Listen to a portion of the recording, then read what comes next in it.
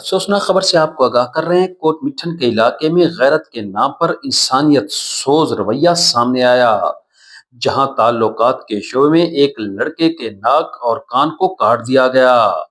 اہم اور افسوسناک خبر سے آپ کو آگاہ کر رہے ہیں کوٹ مٹھن کے نوائی علاقہ موضع بھروسہ آباد ہے، جہاں لڑکی سے تعلقات کے شک پر لڑکے کے ورثاء نے نوجوان کا ناک اور کان کاٹ دیے۔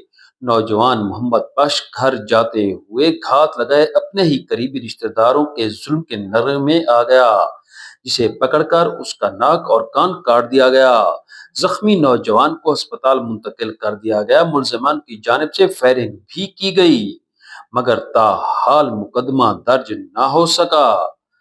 لواحقین نے الزام عائد کیا ہے کہ 13 افراد کی جانب سے تشدد کا نشانہ بنائے جانے کے باوجود بھی تاحال پولیس خاموش ہے۔ ملزمان کے خلاف کسی قسم کی کوئی کارروائی نہیں کی گئی۔